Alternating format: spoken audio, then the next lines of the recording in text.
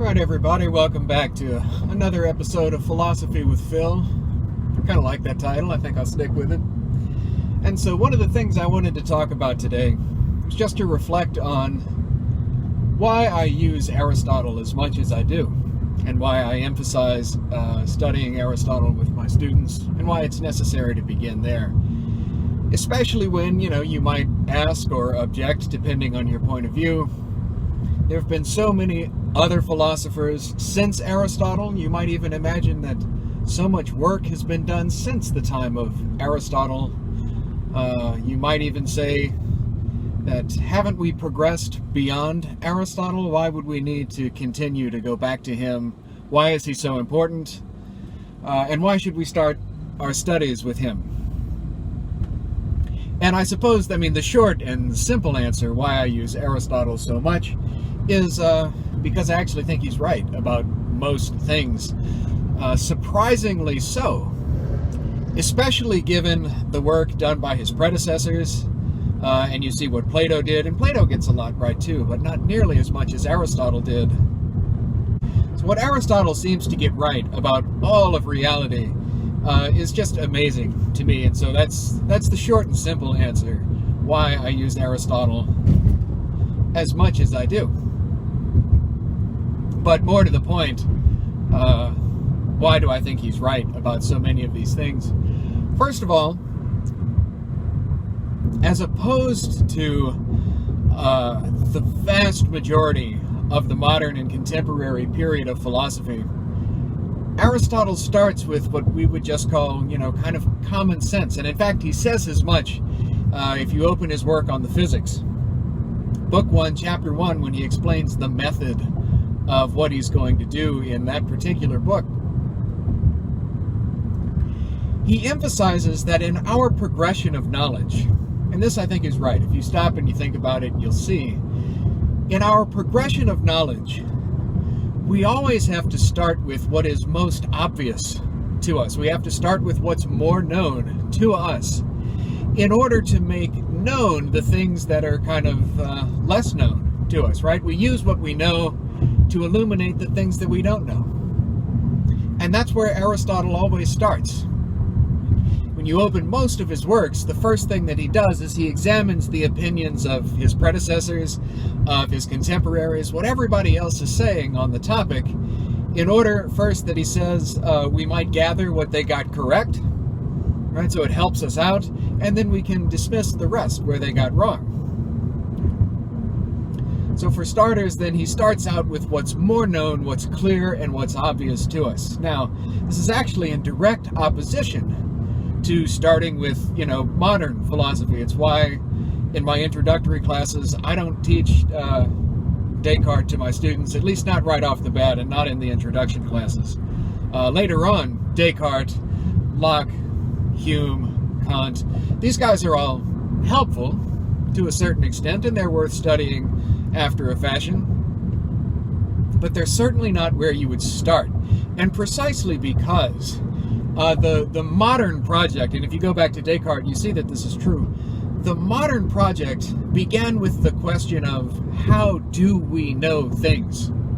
So if you stop and think about that for a second, and note that they're starting with inside our head. They're starting with the process of knowledge in us. How do we evaluate knowledge? How do we know that we know things? And in short, they're starting with an internal process. Something that, really, think about this for a second, is far less known to us, right? If I were to put that forward to you, what's more clear? That we know something or how we know it? And I think off the top of your head, you have to say it's much more clear and much more obvious that we know something. How we know is a perfectly legitimate question, but it comes later. It comes after we've really kind of finished our studies. You have to know something in order to start the question of how you know it. And this is why I find that the modern philosophical project never really got anywhere, because they started inside their head. And once you start inside your head, you're never going to get out. But Aristotle, on the other hand, he starts with that you know something. that there is something about the world, in fact, that you know, and he begins there and then works his way forward, right? So for one reason, that's why I start using Aristotle, because he follows our normal progression of knowledge. He starts with what's obvious to us in order that we can illuminate the things that are lesser known to us, and therefore move forward in a science or in our philosophical studies. And I use Aristotle to emphasize that point, right? And so even I, for as much as I use Aristotle, and as much as I fall back to him, even as an authority,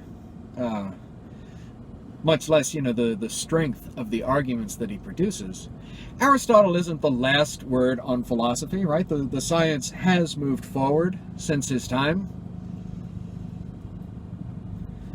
But if you pay very, very close attention, the only way that philosophy has ever truly moved forward instead of backwards, the only way we've ever really made advancements in philosophy, if you go back through the tradition, it's by starting with Aristotle, learning his principles, and then continuing to move forward. You can't somehow just neglect Aristotle, forget Aristotle, as if somehow he's not worth studying, or if, somehow we've managed to go beyond Aristotle.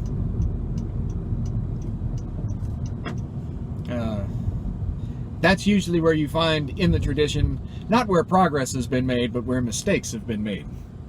The only time you really see philosophy move forward is really once you start with Aristotle, in the light of Aristotle's principles, and once you've grounded yourself, then you're able to move forward.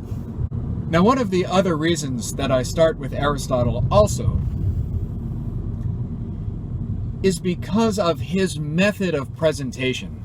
I find that my students are able to respond better to Aristotle's method of presentation than they would be to really any other of the major philosophers, especially in the modern period, with perhaps the exception of Thomas Aquinas. My students respond rather well to him also, but the reason that Thomas is so fantastic at what he does is because he's mastered Aristotle, and then he's able to move forward. But when Aristotle presents a subject matter to his readers, to his students, he does so in that manner that I was kind of talking about in the last video, about the nature of a science. He presents, first of all, his subject matter to the reader, so you know what he's talking about. He examines the opinions of both his predecessors and his contemporaries on the topic. So again, in order to see what other people have said, what they've gotten right about it, and what we can take from them. And that's where he starts his investigation, from common opinion, from things that seem to be more obvious, what are accepted. And then his method of procedure kind of proceeds in two ways. One, through the mode of dialectic, where he's arguing back to the notion of a self-evident first principle, right? And if you've read the posterior analytics, you understand the importance of first principles, which again, why I start with the logic. That was the last video I did. And once you've gotten the first principles, once you've managed through that kind of dialectical style of argument back to your first principles of a science, then Aristotle moves forward in the manner of a deduction, right? Deductive reasoning through to a demonstrated conclusion, right? A conclusion that proceeds from first known self-evident first principles to a conclusion that if you followed the argument, you understand why this absolutely has to be true, right? If the first principles are self-evident and you know that they're true, and the argument proceeds by way of deductive reasoning, and the deduction is valid, then you understand why the conclusion must be true and that it has to be true. And this is something I think my students find with Aristotle. Once you've finished reading Aristotle, you don't just know that something is the case. You know why it's the case. because you know the demonstration. You know the principles, you know the manner of deduction, and you know then that the conclusion absolutely must be true, and you know why it must be true. And so this makes Aristotle an excellent resource for everybody, actually. And I think Mortimer Adler wrote a book by that title. It was Aristotle for Everybody. Pretty decent book, actually, especially for beginners. But this is why I use Aristotle with my students. One, because now reading Aristotle just on your own can be rather difficult, because he's notoriously dense, sometimes rather cryptic about what he's saying, hard to decipher, and so you kind of do need a teacher as you go through Aristotle. But again, this is why I use him in my classroom. And this is something that the modern period just doesn't do very well.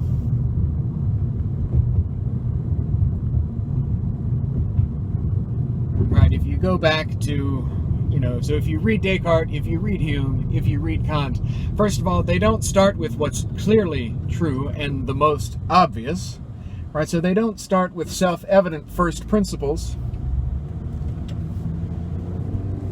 Their manner and method of argumentation is also not by way of deduction, at any rate. So when you read these guys, when you read the modern philosophers, it's not clear to you why what they're saying is true. But with Aristotle it is, and that's what makes him so valuable. In short, that's why I use Aristotle. I find that his manner and method of presentation is both helpful for my students in developing their own thinking. They see what it actually looks like to think about something properly according to principles and according to a proper mode of argumentation. And it also, I think, introduces them to, or shows them what it looks like to think rightly about things. And I think it's because of his mode of procedure, the way he proceeds, or why he proceeds the way that he does, is one of the reasons he ends up being so correct about a great many things. So anyway, that's all I have to say, I think, at least for right now, on this topic. Next time, I still think I'm going to do then the scope of knowledge, the map of knowledge as Aristotle presents it, and why this is important. Thanks, guys, for checking out this video. I do hope you like it. I hope you got something from it.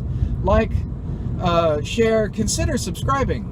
Perhaps maybe we can get something going with this channel, right? Maybe we can start something here. As always, let me know your thoughts in the comments below. If there's a topic you want me to talk about, by all means, drop it in the comments below. And maybe next time we'll talk about the map of knowledge, but some other time, while we're just driving around, having a good time, we can talk about something else. Thanks, guys, again. Hope you all have a great day. Talk to you next time.